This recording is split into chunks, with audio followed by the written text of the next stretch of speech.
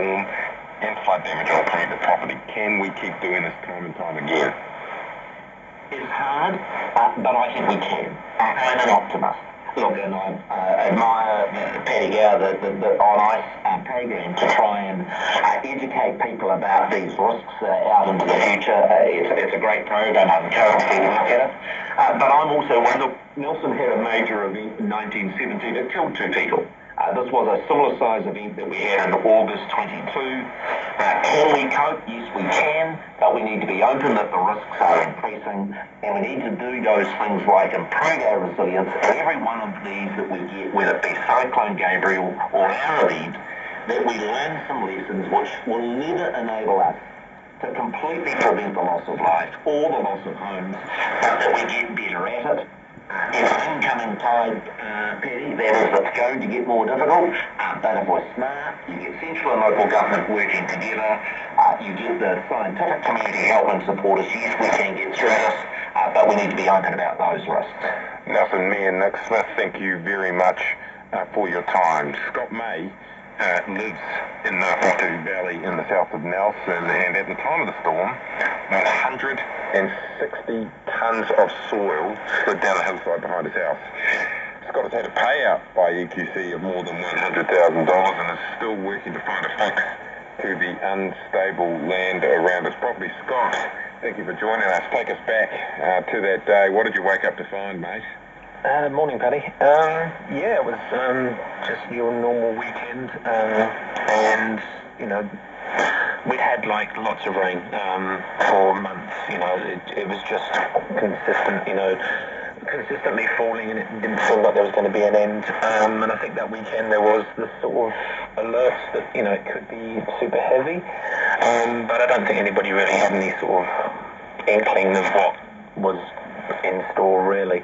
That first morning, we literally got up that morning and turned on the lights. It was still dark, and the first thing I saw was literally out the back of the house onto our main deck. It was sort of like you could just see something on the floor, and I was like, couldn't quite make it out until I'd actually turned the outside light on and saw that there was like a layer of silt from one side of the deck to the other at an angle, literally going up. And it was then obviously you realised that something was going on, and until it brightened up, then you could get the full picture. But in our situation,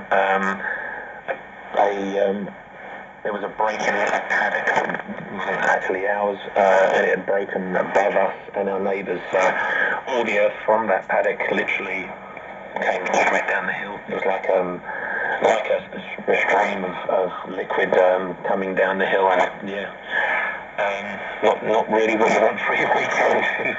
No, it's not the weekend you want, Scott. And you've had a lot of dealings with EQC since then. Now, your mayor, Smith, has just said EQC, well, it worked in Christchurch, but in terms of what's happened in Nelson here, what he's seen, it is pedantic and it is inhumane. Is that how you found it? How would you characterise your dealings with EQC? We dealt with via our insurance company, and they were amazing. You couldn't fault the AA; they were great. But the real thing that you sort of got the picture of, and it was something that we understand everybody's having to go through, is that you'll get a geotech that will potentially have to assess what has happened, and then through that they'll then give their assessment as regards to what remedial works they would suggest, and then that's what they're then sort of like. They'll then sort of structure your remuneration around that, which is fine. But in our situation, once they've actually given you the payout, which at the time so many people were going, "Oh, were you really happy with that?" And I'm like, I don't know. I don't actually know how much the repair works are going to cost, so I can't really answer that question.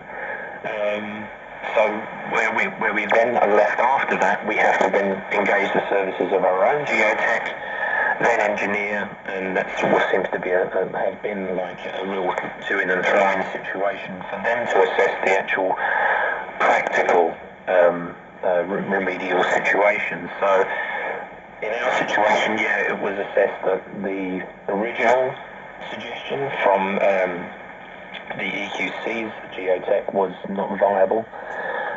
They were looking to fire sort of soil nails into the hillside to create some sort of mesh net to hold the hill back, but as you can guess, the hillside's unstable.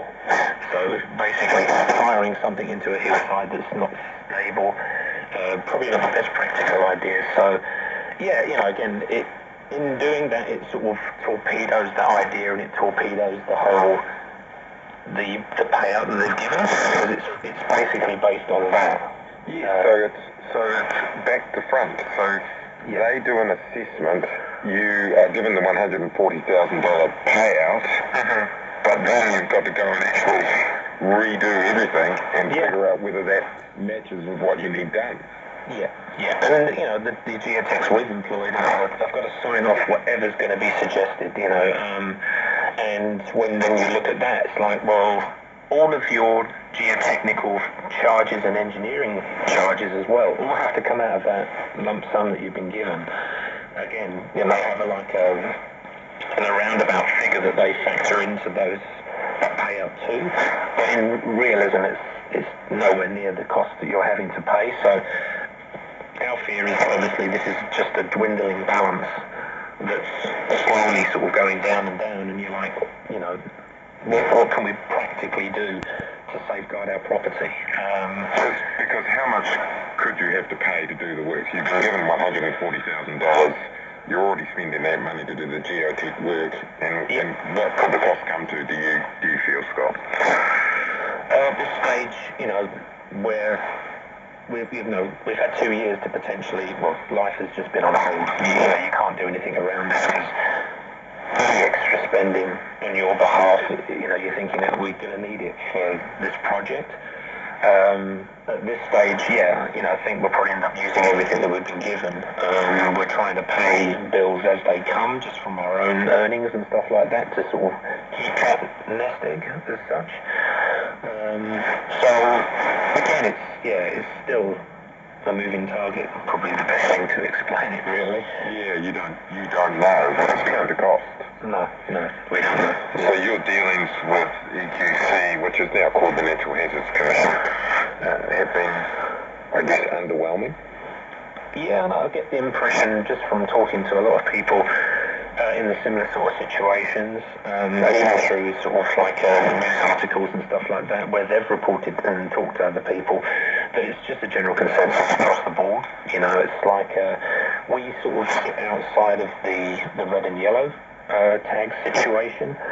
We fully understand that, as much as we weren't affected as badly as those people, and 100% feel for those people that have had to move out their house or that have lost their homes. We're sort of one of many that have basically still been left with an issue on your property that, every time there's a heavy rainfall, you're looking out of your window, hopefully thinking that the hill won't fall down on the back of your house.